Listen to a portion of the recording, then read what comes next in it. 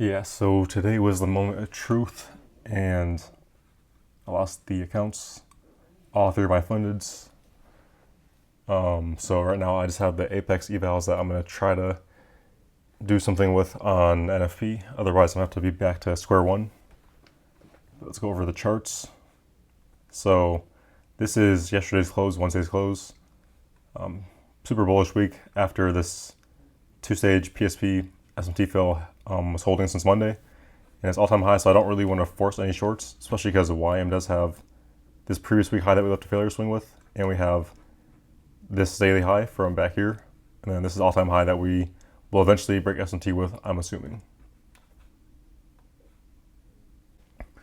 This coming into the day, we actually did not expand that much overnight.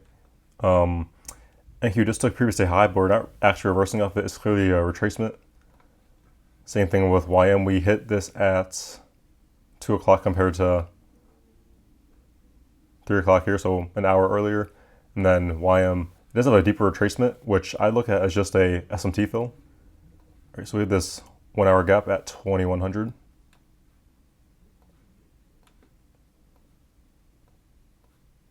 Plus,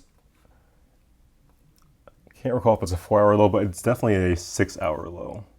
So right here, right, and at the time, that is this 6-hour low as well, right?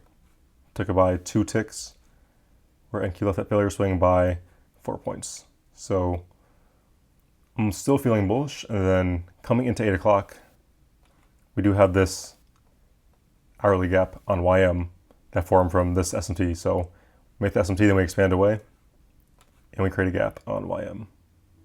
So the 2100 low, so pretty decent amount of space between these SMTs. And then we have this SMT fill with a 1 hour gap. And on the 30-minute, it ends up closing as a strength switch PSP as YM is bullish and NQ is bearish. Now, when we initially had the SMT, I wanted to take NQ. I was just waiting for a reason to, but we never got a closure, so I didn't take it. And then YM, we ended up getting pretty much a propulsion block. I guess maybe not, just a failure swing CSD right here. And I wanted 2R to the highs up here because my accounts are already on life support. I didn't really want to hold it up to these daily highs, especially with yesterday, how it just hit the intraday high, then stalled out. So I seen a 2R to here. So I was demanding a retest entry at the open. And you can see I just get missed. 10 seconds left, kind of rushing it a little bit. Yeah, we set the limit. And it comes down a little bit, but then it just ends up leaving. And it hits this within the minute, which, that's fine to miss that, I guess. All right, but then my mistake was then it started coming down. And I basically just think it's like yesterday where we kind of go up, then retrace. So I see we're kind of retesting this area. We're using this 1 minute gap that we made. So I just take a long there, which obviously that's not a good entry. It's not good framework. It's like you can't get in after we take this high out. And with SMT with the high now, it's just not a good entry. You might as well just wait. And yeah, obviously I get stopped out almost immediately. So I leave and then I get stopped out. And then I see NQ is starting to turn after that strength switch PSP. So it's basically like a 2-stage, especially because YM, right? Let's play it forward.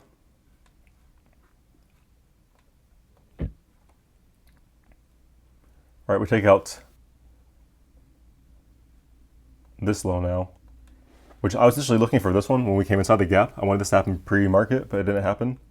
And the reason why is because this is the 90-minute low.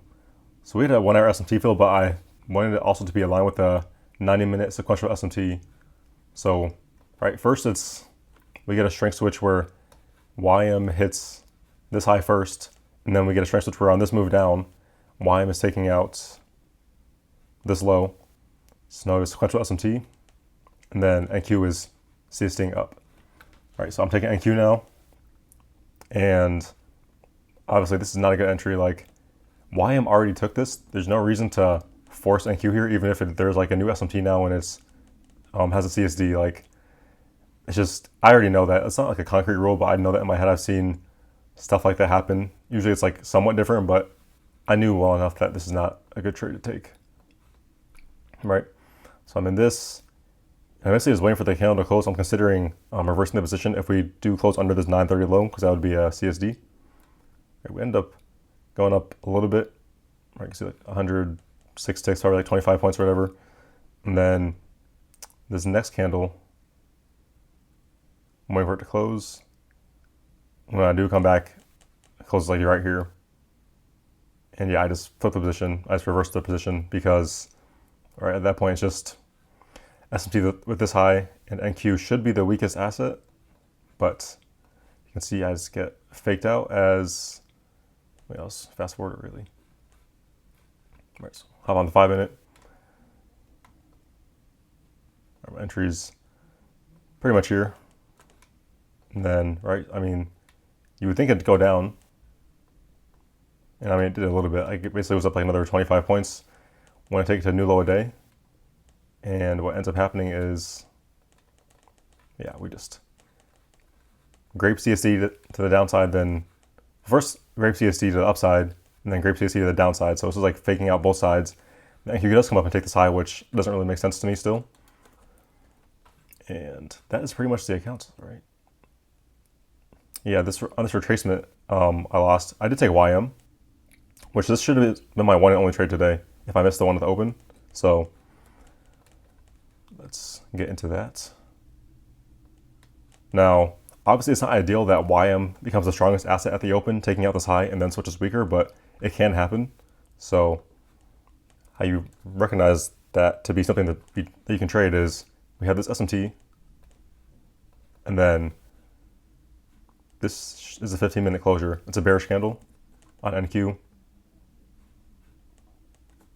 So on NQ it's also a bullish, so on NQ it's also a bearish closure, but I guess the only thing you can really say is that YM clearly has more strength to the downside, because when this 15-minute candle closes, YM has already CSD'd and is in the middle of the range, while NQ has just now CSD'd. And I don't know, I mean, I thought it was a strength PSP at first, I'm not gonna lie, but I didn't know that they all closed bearish. I thought NQ was still bullish, but I guess when this candle closed, it was down here, so. But yeah, I mean, I ended up taking just this intra-candle CSD, or not even intra-candle, just a propulsion block. I think I entered like right in this candle.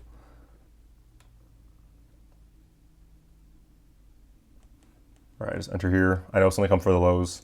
I know it's probably the better asset, but now I'm not even sure if this is the trade because there was no strength switch. The only thing you can really say is that R2I is just dumping, so it's like kind of like a lagging asset play. You know it's probably going to catch up. It's expanding through the slow day, so YM's probably going to get there, especially after this reaction. But yeah, I mean, even this sell is not an ideal trade. I'd probably have to take like, to get 2R, you have to like do something crazy, like probably like market enter at the close, stop of the bodies, and then hold past these by like a good amount. This is only like 1.63R. Like holding a 2R is here's a little bit risky, but obviously it did play out. Otherwise, if you really trusted it, you could have taken a limit in here. But right, there wasn't even a PSP, so I'm not sure how you could take that. This one guy, Splash, he's a GXT trader. He took it, but I don't really know how he did. Like there's a double sweep SMT with R2I, which doesn't even really, it's like low probable. It's like this one stage SMT, so I guess technically if it's just like one stage in a driver, you can take it, but maybe this is not the trade of the day for me. So then there were some other short trades later, but yeah, NQ just went to the highs. I did end up taking ES on an eval to try to get up to here, and of course, where's that? These highs, it edged it. So that was on eval, I got break even. One of the Apex ones actually, which I was supposed to leave them alone, but didn't. I took this CSD here, so price was somewhere in here, and it was like 2.58R. If I just took 2R, it'd hit, so that really sucks. But yeah, and then there was some shorts later on, which I don't know, to be honest, coming into the session, all I really had bias for was this high. Like I wasn't really anticipating what would happen after that, but I wasn't really expecting shorts just because it's all-time highs. Like, it's kind of just ignoring like daily profiles. It just kind of goes higher and higher. But the shorts did end up coming up, and I might have taken it just because R2Y and YM are dumping.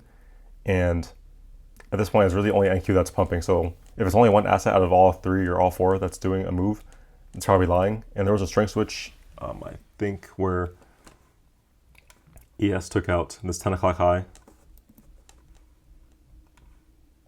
It's not even a strength switch, it's just regular S&T fill. So you can take in YM here, which I think Garrett did. I didn't. I was already off the charts. I already lost the accounts. But there was something here that wasn't that bad. And I don't really think it'd be valid to take NQ here, at least not until 12 o'clock. All right, so we have this kind of just a random SMT. It's not a strength switch at all. And then,